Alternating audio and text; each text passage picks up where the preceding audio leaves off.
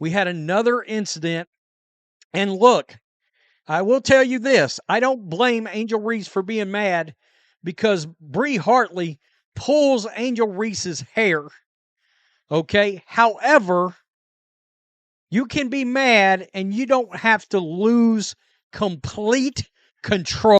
Angel Reese just dropped a triple-double, but forget the stats because this went full WWE. After a hair yank turned her into the Incredible Hulk with lashes, we're talking flying braid-side eyes sharper than her elbows, and a meltdown so dramatic it made the scoreboard irrelevant. What really went down was a basketball or a Bravo reunion show. Stick around, because this chaos deserves a popcorn bucket and a referee with therapy training. You won't believe what happened after the at their home court. Her name may be Angel, but she far from God, okay? Because this was a very spicy game. It was giving very passionate, it was giving aggressive, it was giving tenacity, being ferocious. Because why Angel Reese pressed both Bria Hartley, Olivia Nelson-Ododa, and Tina Charles, okay? Because Bria Hartley accidentally grabbed one of her braids. How do you accidentally pull somebody's hair? Now, come on now. Specifically on a play like that, we're supposed to be guarding somebody. Angel Reese trying to go up for a layup or whatever she was doing.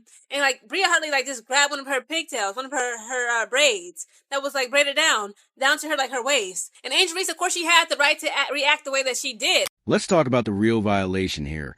The hair pull, not the triple-double, not the rebound count, not the scoreboard hair pull. Because once you start yanking braids on purpose in professional basketball game, we've crossed from sports into soap opera territory. And somehow nobody's treating this like a felony. It is like, sorry, but hair pulling should be an automatic ejection the way eye poking is in the NBA. And she's going to pull Angel Reese's hair. Oh, here we go again. All right. And you see Angel Reese pushed Olivia Nelson-Ododa, Nelson-Ododa right there. There's the hair pull. Now watch her just walk in to separate, and she has to lose her mind. If you can't keep your hands to yourself, you shouldn't be on the court. This isn't middle school gym class. It's supposed to be the WNBA, not WWE with ponytails. And let's be real, that wasn't incidental contact. That wasn't a basketball play gone wrong. That was a full-on deliberate yank. Like she was trying to reel in a catfish with a weave, and instead of calling it what it was, a cheap shot, they're over there acting like. Reese was the victim because her team won. She's passionate, she's emotional. Please, if someone else had done that to her, we'd be prepping for a 5-day media circus, a suspension, and maybe even a congressional hearing. A complete game from Angel Reese. Oftentimes, we talk about post players. You expect them to score the basketball, to rebound, but then the way she facilitated the basketball for her team accounted for 25 points off of her assists alone. It's great to see her in her second season really develop other areas of her. But because it was Reese doing the pulling, the league apparently handed out hugs and juice boxes. Instead, now here comes the fun part. Rhea had a triple-double, yep, 10 points, 10 rebounds, and 10 attitude problems. And suddenly ESPN's out here talking like she cured cancer on the court. Triple-double for Rhea, okay. Angel Reese, why does she get so tough with the little ones? Why does Angel Reese act like this big, tough, and rugged chick when it comes to the small people? You know, she likes to get at the smaller people on the court. But when a bigger person steps to her, she gets a little bit more timid and meek. Now, Angel Reese today had a triple-double. And the world is probably going to explode on that. She had 11 assists, two turnovers only, which is actually pretty impressive. Her teammates obviously made some shots. She was only 2 of 7 from the field. So she shot 28.5% from the field to end up with her, 10, 11 points or whatever it was. And she got most of her points from the free throw line. But that wasn't the story of her game today against Connecticut. The story of her game today was hair pull, the hair pulling, and her reaction to her hair being pulled. And now, in a vacuum, I actually don't have much issue with the reaction that she had from her hair being pulled. I really don't. Can't say I have any issue with her reaction, just being real. What I have an issue with is her being such a fucking hypocrite, because she's a hypocrite. So what you mean she did her job, or while a professional athlete doing professional athlete things, should we rename the league after it to maybe cancel MVP voting? While we're at it, since clearly nobody else matters when Reese breathes air, and collect stats. Meanwhile, Caitlin Clark drops 30 in silence and gets hit with elbows and body checks like she wandered into an underground fight club, but Angel Reese scores a low-efficiency triple-double. And ESPN practically tries to airlift her into the Hall of Fame mid-season. Can we get some consistency? Or do the rules only apply depending on who's throwing the punches? Or, in this case, the ponytail tugs. Now, let's circle back to that glorious irony. Angel Reese thinks it's perfectly okay to pull someone's hair intentionally on national television, but let someone accidentally graze her bun, and suddenly she's filing a grievance with the United Nations, the same person who can launch into a rage monologue if someone so much as breathes near her edges. Is out here treating other players' scalps like jungle gyms. You can't have it both ways. You don't get to be the league's ultimate victim and the lead instigator at the same time. So lads, today we're going to be talking about the Sun and Sky game, and the Sky got their third win of the season, putting them to third last in the W, which isn't, like, they're 3-7. They're not good. Like, they're almost certainly not going to make playoffs. But at the end of the day, look, it's not like they're not going to be a half a game off the Mystics if the Mystics lose today. We also really want the Mystics to win today, because, lads, if the Mystics win today, all the Fever have to do is beat the garbage Connecticut Sun, and they're in the Commissioner's Cup final. Like, the Fever are this close to making the Commissioner's Cup final. And here's the real kicker. She acts like the hair on her head is sacred property, like you need a notarized permission slip, a signed NDA, and a blood oath before you even think about brushing past her curls. But then she turns around and turns someone else's braid into a rope swing mid-possession. That's not passion. That's pure hypocrisy. And HD, you know what's actually sickening, not just the behavior, but the look of utter smugness that follows it. Like she's proud, like she just did something worthy. Of a Nike ad, you pull hair and then strut around like you just wrote the Declaration of Independence. Angel Reese's entire attitude has become exhausting. It's like she walks onto the court thinking she's doing the world a favor by showing up every foul somehow. It was never her fault. Every confrontation, always someone else disrespecting her. And any pushback, that's clearly rooted in jealousy. She treats criticism like a hate crime, and any accountability as a personal attack. It's this unrelenting victimho complex that's becoming unbearable. It's not just her game, it's her presence, the constant scowling, the over-the-top taunts, the I'm the baddest, in the building energy that feels less like confidence and more like chronic insecurity with a side of attitude. And sure, people will say she's fierce or unapologetically herself, but at some point being unapologetic about bad behavior isn't brave, it's just obnoxious. Trying to be the peacemaker, trying to, be the de-escalator. She got pushed. Angel Reese pushed her about it. She said, I ain't trying to hear none of that. Run the fade right now. You done pulled my hair. You know what you did. You did it on purpose. And then Tina Charles, okay? Who's supposed to be like, the calm, cool, collected one, the more mature one, the one who got like all the skills and like, just the foresight, the wisdom. She's older. She's mature. She's been in the season for like what? This is her 16th, 17th season in the W. Tina Charles pressed Angel Reese. They look like they was about to jump. And what's even worse, the enablers, the analysts who bend over backward to justify every meltdown. Let's stop pretending every tantrum is a cultural statement. Sometimes it's just a tantrum period.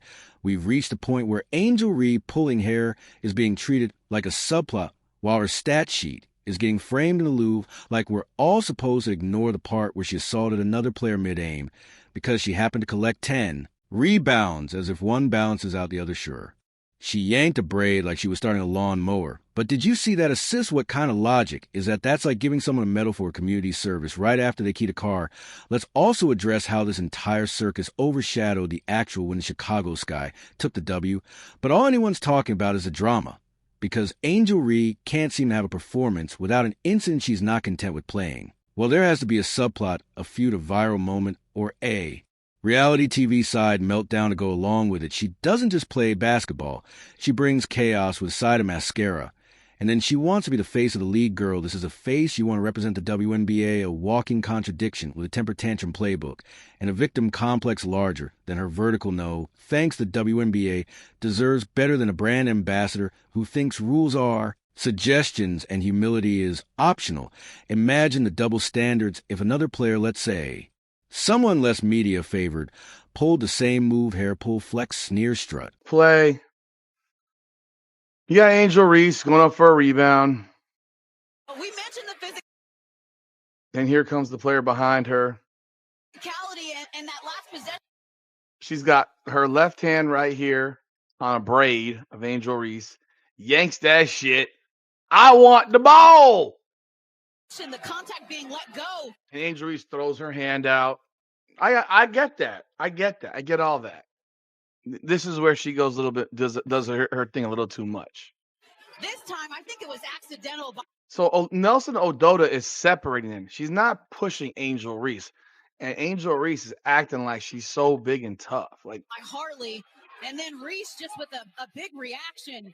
And Tina Charles, being the vet that she is, going to stick. And somehow through all of this, people are still bending over backwards to crown her queen of the league because she grabbed 10 rebounds and passed the ball a few times. What are we doing since when did meeting the bare minimum of your job while causing maximum drama become worthy of saying, dude, Angel Reese isn't rewriting the game.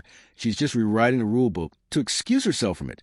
But sure, keep feeding the narrative, let the headlines scream about her historic triple-double while burying the fact that she turned the court into a hair salon brawl.